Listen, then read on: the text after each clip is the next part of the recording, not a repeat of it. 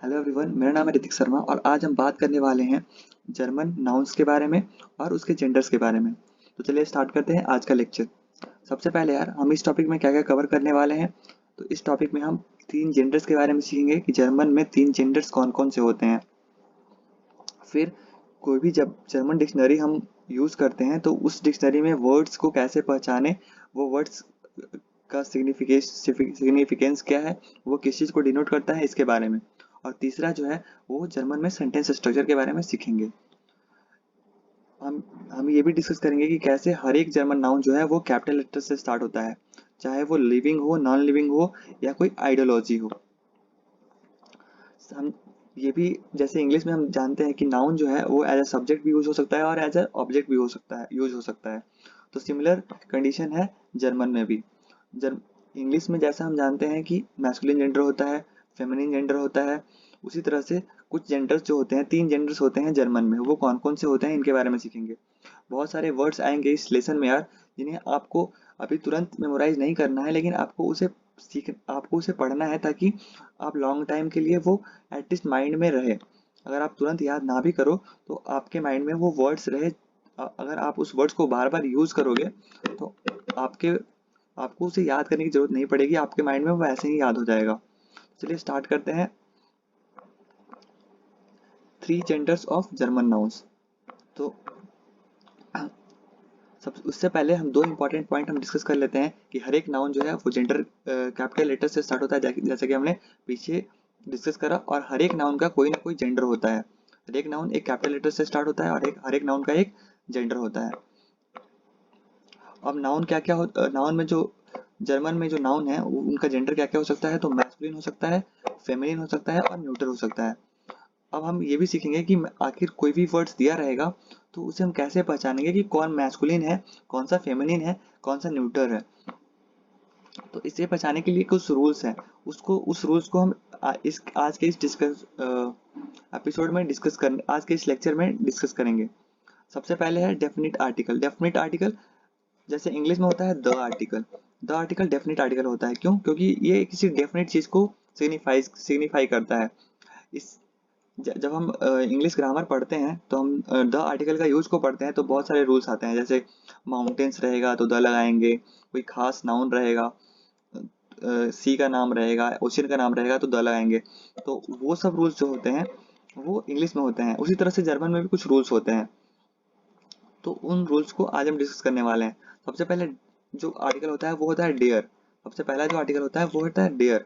Dare जो है वो मैस्कुलिन के लिए यूज किया जाता है, मैस्कुलिन जेंडर के लिए। जैसे मैन, मैन जो है वो एक मैस्कुलिन जेंडर है, तो इसके आगे मैन को जर्मन में मान बोलते हैं। मैन को जर्मन में मान बोलते हैं और इसका आर्टिकल है डेयर। तो डेयर जो है वो मैस्कुलिन जेंडर को डिनोट कर रहा है। दूसरा जो है आर्टिकल वो है डी। डी जो है वो फेमिनिन नाउन को डिनोट करता है, फेमिनिन नाउन को डिनोट करता है। जैसे कि है वोमेन। वोमेन जो है वो एक फेमिनिन जेंडर है और इसको डिनोट कर रहा है जो वर्ड वो है डी। तो दो आर्टिकल, पहला आर्टिकल तो हो गया डेयर, दूसरा आर्टिकल हो गया डी। तीसरा आर्टिकल है दास। दास जो है वो न्यूट्रल जेंडर को डिनोट करता है। और जैसे कि नाइफ, नाइफ जो है वो एक न्यूट्रल जेंडर है और इसको जर्मन में बोलते हैं मेसर। नाइफ को जर्मन में बोलते हैं मेसर। तो इसका आर्टिकल हमने दास लगाया है क्योंकि न्यूट्रल जेंडर है। तो आखिर हमने इसमें डेयर ही क्यों लगाया, इसमें डी ही क्यों लगाया और इसमें डास ही क्यों लगाया, इसके बारे में हम आगे के स्लाइड्स में डिस्कस करेंगे। एक और चीज यार, जब भी हम जेंडर और आर्टिकल्स की बात करते हैं तो जो आगे के रूल्स हैं वो सिर्फ सजेस्टिव है। मतलब वो 100% हर जगह पे अप्लाइड नहीं होंगे। बहुत सारे एक्सेप्शंस जर्मन में भी आते हैं कि आर्टिकल्स को आपको वर्ड के साथ ही याद करना पड़ता है। जैसे कि अगर आप अ, जब भी आप इंग्लिश के रूप में अगर इसको सोचोगे तो आपका गलती हो सकता है। जैसे जब भी हम मैस्कुलिन फेमिनिन की बात करते हैं तो जो गर्ल है वो इंग्लिश में किस में आता है, फेमिनिन जेंडर में आता है, फेमिनिन जेंडर में आता है। लेकिन इसका जर्मन वर्ड जो होता है वो होता है मार्टसन। इसका जर्मन वर्ड होता है वो होता है मार्टसन, MADCHEN, मार्टसन। मार्टसन means girl. लेकिन इसका जेंडर, इसका आर्टिकल क्या है, दास। दास किसके लिए यूज करते हैं, दास यूज करते हैं न्यूट्रल जेंडर के लिए। जैसा कि हमने पहले पढ़ा, तीन आर्टिकल पढ़ा। पहला पढ़ा डेयर, दूसरा पढ़ा डी, और तीसरा पढ़ा दास। तो यहाँ पे दास हमने न्यूट्रल के लिए यूज किया, गर्ल के लिए।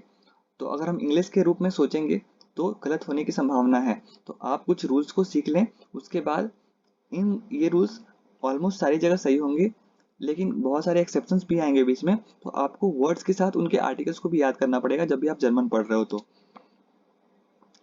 कुछ और वर्ड्स हैं यार, जैसे कि डोर।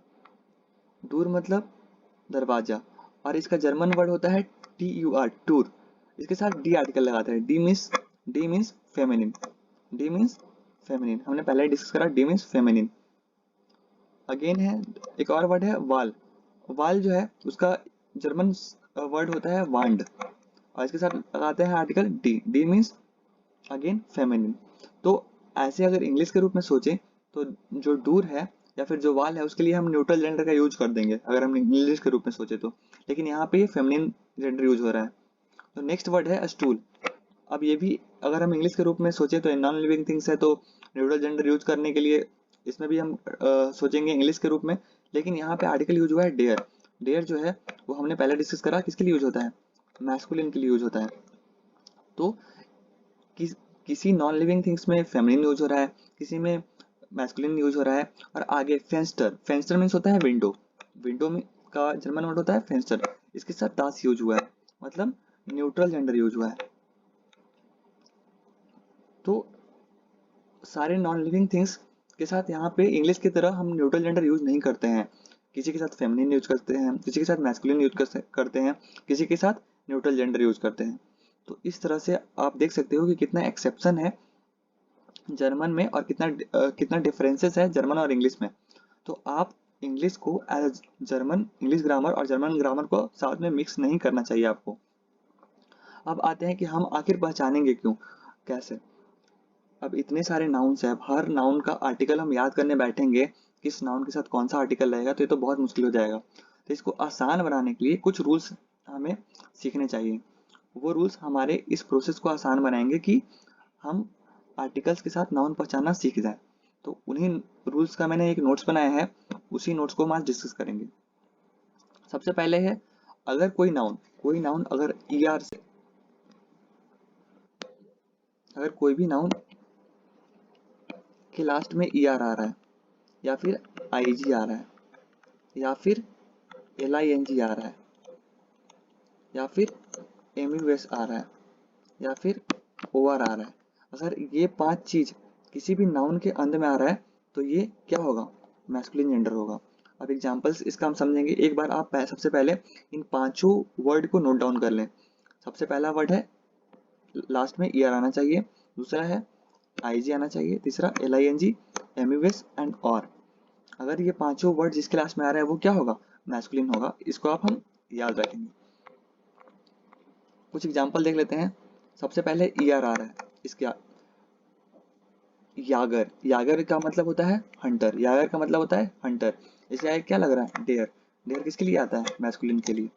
तो हमने पहले पढ़ा कि जिसके लास्ट में ER आएगा वो क्या होगा, मैस्कुलिन होगा। तो यागर मीन्स हंटर। हंटर जो है इसके साथ मैस्कुलिन जेंडर यानी डेयर लग रहा है। दूसरा है बॉडी। बॉडी को जर्मन में बोलते हैं क्योरपर। क्योरपर, इसके लास्ट में क्या है, ER, और ER के साथ क्या लग रहा है, डेयर यानी मैस्कुलिन जेंडर। तीसरा वर्ड है बेकर। बेकर को बेकर बोलते हैं इंग्लिश जर्मन में। इसके साथ भी क्या आ रहा है, ER, और इसके आगे क्या लगा है, डेयर। तो हम ये याद रखें कि जहां भी वर्ड के लास्ट में ER रहे वो क्या होता है, मैस्कुलिन जेंडर होता है। मैस्कुलिन जेंडर होता है 99% ऑफ द टाइम।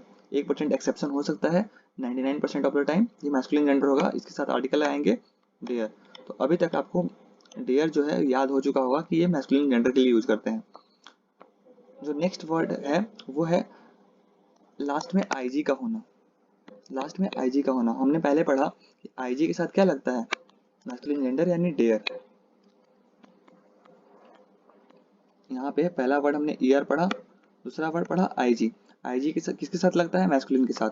तो IG का एग्जाम्पल है ह्योनिस। ह्योनिस मीन्स हनी। ह्योनिस मीन्स हनी। आप रूल्स पढ़ रहे हैं तो आप वोकेबलरी भी दिमाग में रखें। अगर इनका बार बार यूज हो रहा है तो आप इसे याद करने की कोशिश करें। तो दूसरा वर्ड हो गया ह्योनिस, आईजी लास्ट में रहेगा तो डेयर रहेगा। एक और वर्ड है क्योनिस, क्योनिस मतलब होता है किंग, राजा को क्या बोलते हैं, क्योनिस बोलते हैं, क्योनिस। तो इसमें भी आईजी आ रहा है तो इसके साथ डेयर लगा है, यहाँ पे भी आईजी आ रहा है इसके साथ डेयर लगा है। तो दो वर्ड हमने अभी तक सीखा, हमने अभी तक दो वर्ड सीखा। पहला सीखा ईआर, दूसरा सीखा आईजी।